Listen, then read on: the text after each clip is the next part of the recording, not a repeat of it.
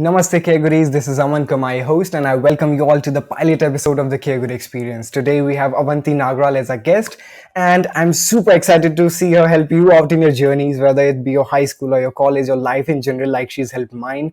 If I could describe Avanti in a word, then that word would be a lighthouse.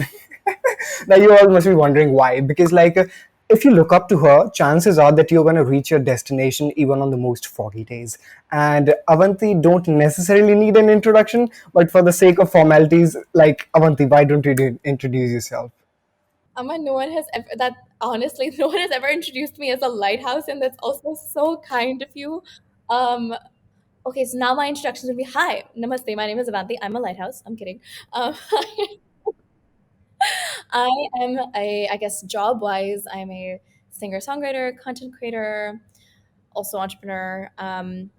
And yeah, I make music, I tell stories, and particularly like to spotlight things around education and what I like to call social education, which is often things we don't talk about in school and other spaces, such as mental health, sex ed, and those types of things, or just generally about life. So yeah, that's a little bit of what I do, and I'm excited to be here. Yeah. So one of the things which I've learned about life is that life in general is like a bit unfair because not everyone is gonna start working on the same level. If you give like a Kardashian, like if a Kardashian wants to start a business, they are gonna have that unfair advantage of their fame. If you, let's say, Elon Musk has a son and that son wants to sort of like start his own business, he would have a lot of money sitting in his bank account, like he can just do that. Let's say if Einstein wanted to do some research, he had that knowledge, his knowledge as an unfair advantage. So seeing the life through the perspective of like unfair advantages and how you can find your unfair advantage has sort of like helped me out through my life a lot. And one of the particular things that I see as an unfair advantage among like us Indians is like our upbringing. Because there are just so many unique things which happen in our society that are like far more different than around the world. So how can someone use their upbringing as an unfair advantage to achieve what they want, and what role did your upbringing played in your journey? That's an interesting framing of unfair advantage. I've always seen life similarly, but I see it and I'm hyper aware of privilege, right? Like I moved to India when I was a preteen, was hyper aware of socioeconomic privilege. I'm hyper aware of health and education privilege in my life. I've had a lot of health issues and I've had access to care. Educational privilege, the institutions I've gone to have given me access in a particular way. And I think that every single one of us has privileges in some capacity or another. Not everybody starts at the same level playing field, but recognizing what your privilege is, there's a couple different approaches. One, you can be like, oh my God, I'm so privileged. I'm going to disassociate myself from this privilege and figure out, and do what I can. But I would say one of the biggest advantages or privileges we have in our cultural society is the role, often, not for everybody, but often that family and support plays for us. We live in interdependent societies. So whether that's from your milkman or your dudwala who will come, your vegetable seller, or your family. A lot of people live in joint family situations. They live around support. And that is a huge and often, for example, you'll see a lot of women in certain kinds of industries in India, which you don't see having broken the glass ceiling in places like even the US. And in my opinion, one of the biggest reasons for that is because we have this concept of support and interdependence, right? If you are someone who also decides to give birth, be a child carer, all of these things, if you have support, all of these things matter. I think for me, in my upbringing, I'm hyper aware of my privileges, and one of the things that when I realized so many of them growing up, it was okay. This is access I've been given, but how do I not gatekeep this access further? How do I use that privilege to give back and to create larger impact? Right? If I have a baseline safety net, how do I take bigger risks where I know many people cannot afford to? And therefore, how do I, as a human being, as I keep growing in whatever journey, figure out ways to build equity with and for other people, right? Because equality can never be achieved in life, but equity can, and it's about sharing resources, creating that impact. Um, so, in my upbringing, I was hyper aware of that, and it's part of why I do what I do today, because it's that gatekeeping we often do, where we're in one place, we're like, ooh, the perspective I appreciate you have. A lot of people will be like, ooh, I have this unfair advantage. Let me just be selfish and use that to go forward. No, if you have it, great. How have you opened this door, and then how are you opening 10 other doors for other people? Hmm. That's a nice one. I never thought of it that way, to be honest. Okay, so like that's sort of like, like I used to, like, I can't describe it in a word. It's like a weird feeling. It's just like a complete turnaround for me. Okay, so we'll move on to the next one. College is a big part of like someone's life, and whether because of the people they meet or the education they receive there. And I know you have had this question asked so many times, and you've made a lot of videos about college apps and getting into the dream schools. So this time we won't be asking those regular questions.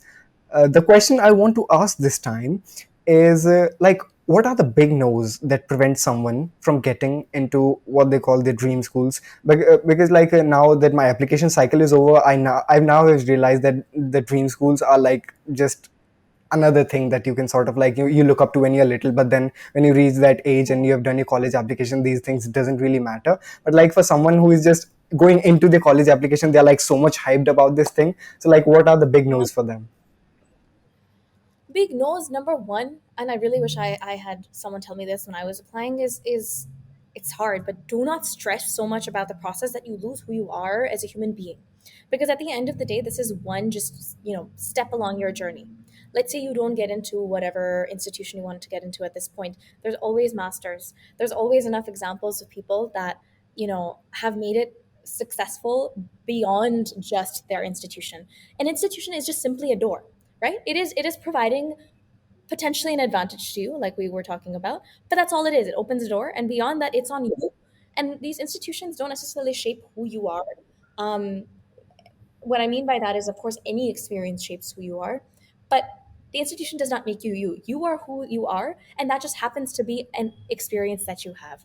A lot of people will do things just to get into college, right? They'll have heard that XYZ Padosi or XYZ person in their neighborhood has done this, or this person got into Harvard by doing XYZ things.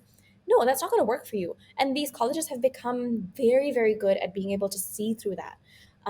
You have to focus on what it is that you genuinely care about. What are you passionate about? How have you taken it to the highest level with the resources available to you? And I'll give you an example. When I applied to college, I said that I was very passionate about music and global health. What did I study in college? Music and global health. I studied, psychology and global health at Harvard, and then I did a dual degree at Berkeley. What am I doing professionally? Music. So my point is, I was just true to who I was, right? Sure, am I doing global health in the way that I thought I might?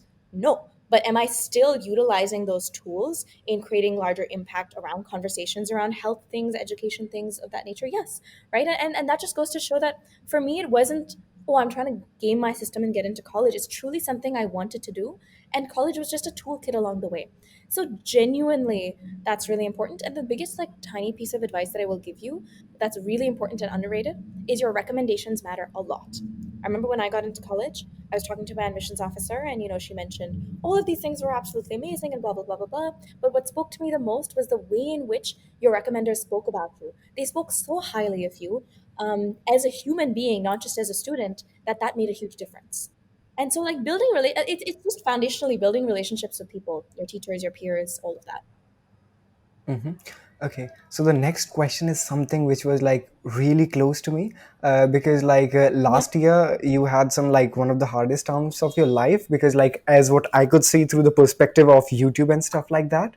And last year Yeah. was like pretty hard for me as well, like emotionally, and like something changed in my life as well. So like we recently saw you on several podcasts like Prakhar ke Pravachan, and you just rocked those episodes. And even like the different aspects of your life in general, even though you were going through, as I said, the hardest times of your life, today we experience similar things. Like you and I can experience the similar things, but the difference between you and the most of us is that you got up and the most of us don't. Some things just weigh us down, while you use those things as like a fucking rocket fuel. So like, how do you stop the circumstances from affecting you and your goals? Like, how do you do that? Firstly, thank you for the kind words. I think that when something happens, when life gets you down in whatever way, and it was particularly tough for me to deal with at a private level and then at a public level, right? As a public person, to deal with everything is very difficult. part of it is you have to remember who you are, and you have to remember that when life throws you, there was a point last year at which I felt like almost out of body, if that makes sense, where there's so many things happening to me personally, actually professionally as well. Health was really down, and I was like, you know what, life is just throwing a bunch of shit at me and saying, hey, can you handle this? How much stronger are you going to come out after this? And so I let it all come. I let myself feel what I need to. And I remembered, what is it that drives me? Who am I? What am I as a person? it's it's this, it's impact, it's making sure that you are still true to who you are. And that's what really stuck me through, even when, it felt like there wasn't support, it felt like all of these other things. The other thing, it was funny, the day after, I had, something end in my life, and I had very meaningful relationship end in my life, which was really tough. The next day I actually had a show, I had a bunch of other commitments, and I was in zero emotional mind frame to do it. And I remember talking to my brother. I mean, my brother's younger than me. He didn't have life experience to emotionally nurture me. But the one thing he said stuck with me. He said, Didi, life must go on. And I was like, you know what? You are correct. So the next day I went and did the show. The show must go on. I'm not saying the show must go on at the cost of your emotional and mental health, right? That is really important. But for me, in fact, that's what I needed in the moment, because it reminded me that there is love everywhere. And it reminded me that I can keep going on when things feel like parts of your world have come crashing down. So I just think it's important to figure out whatever that is that you need in terms of support, go back into who you are in your core being, and just remember that it's just something testing you.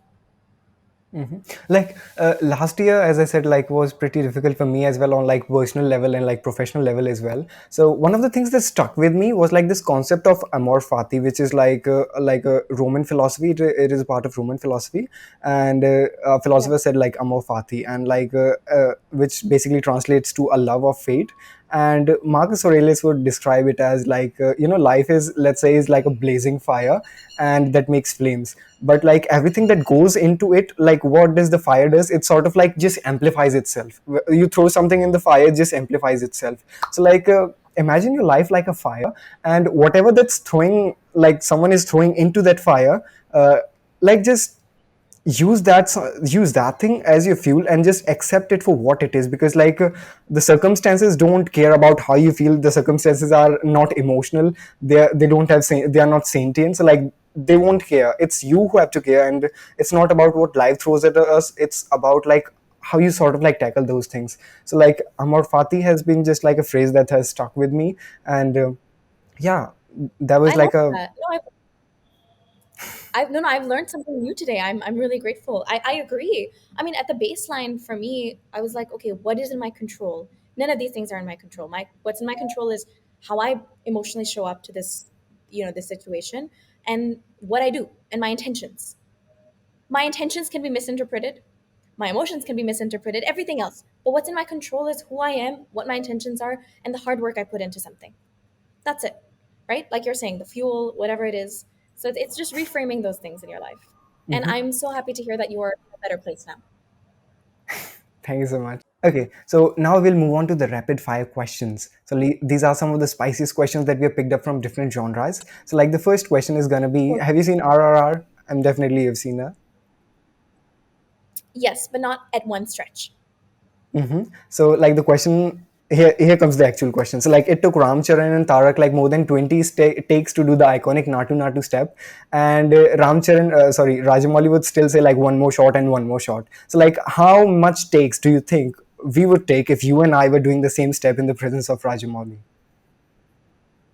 Oh my God, like 200.